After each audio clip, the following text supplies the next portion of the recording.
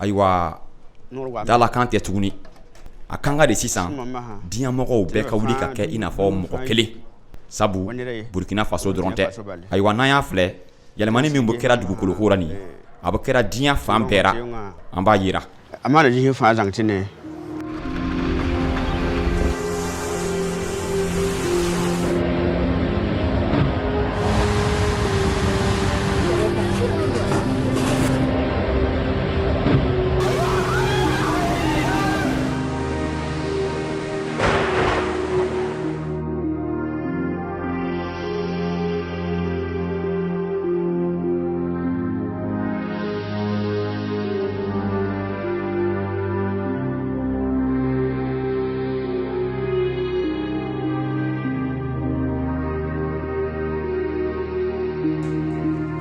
Fond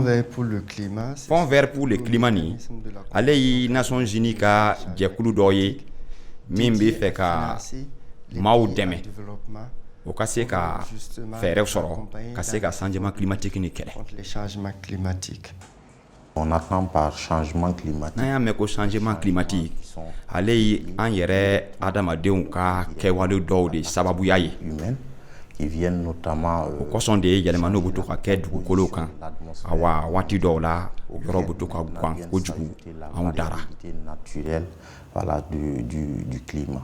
Le changement climatique ni an yɛrɛ ka kɛwalew de b'o lase anw ma i n'a fɔ an ka bolifɛnw sababu an ka courantw sababu ani an ka sɛnɛkɛfɛnw sababu a n'a ɲɔgɔnnaw. Si vous prenez le Burkina, i n'a fɔ Burkina Faso kɔnɔna na dugu ni fan bɛɛ bɛ ni kunko nin ye waati dɔw la yirifurabuluw bɛ ja dugukolo bɛ ja sanbabaw bɛ ben fɔɲɔbabaw bɛ to ka wuli yɔrɔ fana bɛ to ka ban. Donc notre mission en tant qu'AND anw AND mɔgɔw ka baara autorité nationale désignée an ka baarakɛyɔrɔ min ye secrétariat exécutif du Fonds vert pour le changement climatique ye Burkina Faso ni o baarakɛyɔrɔ sigini bɛ an ka premier ministère la AND min ye autorité nationale désignée ye o du de bɛ yen cɛma ayiwa anw AND mɔgɔw ka baara Burkina Faso ka gouvernement mɔgɔw ani secrétariat de fonds ni baarakɛyɔrɔ min sigini bɛ Sondo dugu la Kore jamana na awa anw de bɛ yen ka se ka mɔgɔw dɛmɛ ni ladinikanw ye ka to ka cibariyaw lase o ma ka baara ni kɛcogow dege o la.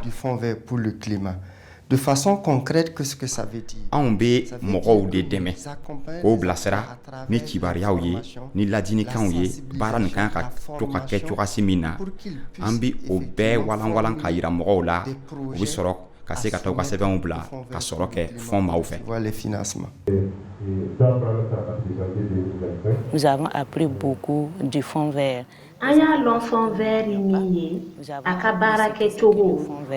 l'organisation du Fonds vert ani fana a yirala an na k'a fɔ ko mairie mɔgɔw bɛ se k'u ka projet labɛn ka taa fond vert mɔgɔw ye jango ka dɛmɛ sɔrɔ ka na baara kɛ u ka maraw kɔnɔ au sein de leur collectivité. Le premier élément a ko fɔlɔ min y'a gɛlɛma yɔrɔ ye an kan ka changement climatique ni yɛrɛ k'o dɔn ka faamuyali k'a la a filanan OSC maaw kan ka baara kɛ ni baarakɛmɔgɔ minnu filɛ ni o bɛ dugukolo yɛrɛ ko dɔn kosɛbɛ ni o ye an ka scientifiquew ye o tɛmɛni kɔ o kan ka sigi o ni ɲɔgɔn cɛ ka hakili jagabaw kɛ o ni ɲɔgɔn cɛ ka fɛɛrɛw sɔrɔ dugudenw ni ɲɔgɔn cɛ walima an ka baarakɛyɔrɔ min bɛ yen dugu ninnu na ni ɲɔgɔn cɛ ani baarakɛla ninnu i n'a fɔ l'UNC n'a ka baarakɛɲɔgɔn i n'a fɔ UICN n'a ka baarakɛɲɔgɔn et son réseau de partenaires.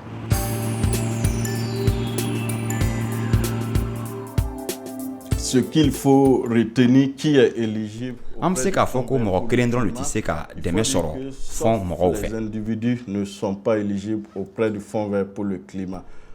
N'o tɛ maa minnu bɛɛ filɛ ni o bɛ baara kɛ i n'a fɔ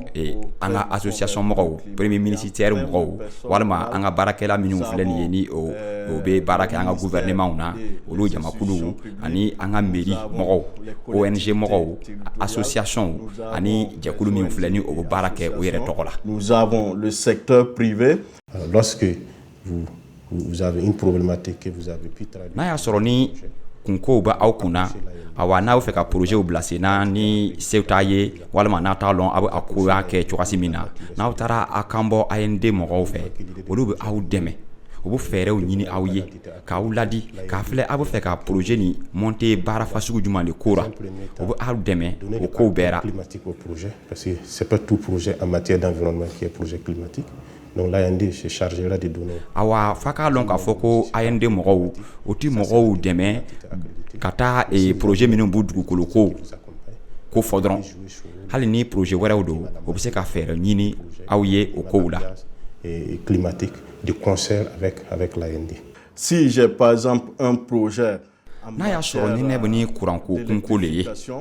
ayiwa n bɛ se ka taa n kan bɔ maa min filɛ ni o bɛ to ka kɛ sababu ye ka to ka mansiniw sigi mɔgɔw ka baarakɛyɔrɔw la ni o mansin tɔgɔw b'o kuranw di i n'a fɔ DDO ɲɔgɔn min bɛ kuranw di.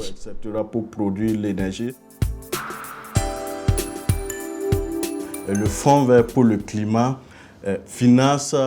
Ayiwa Fonds vert pour le climat ni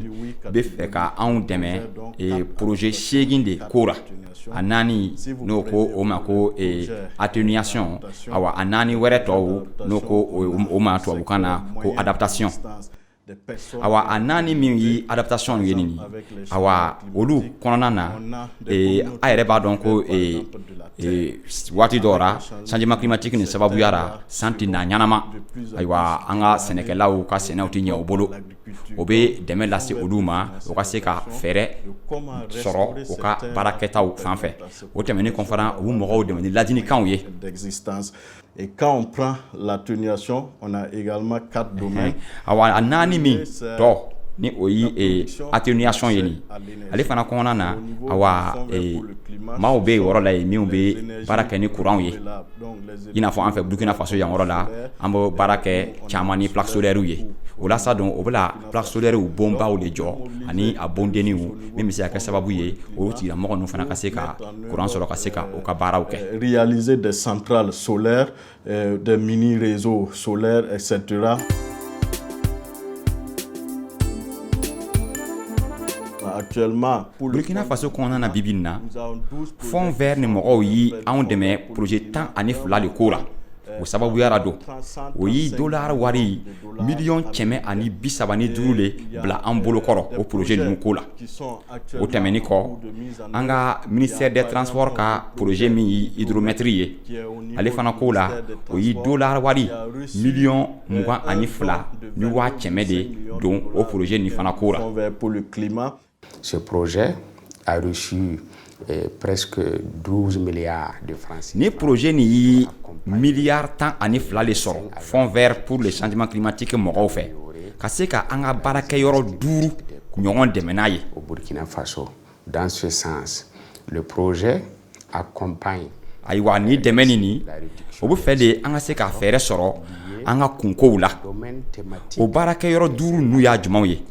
o ye an ka direction générale de la protection civile ni o ye maaw ye minnu bɛ to ka anw tanga ani agence nationale de la météorologie ni SP Konasirimaw minnu bɛ to ka an ka sumankow filɛ. De la réduction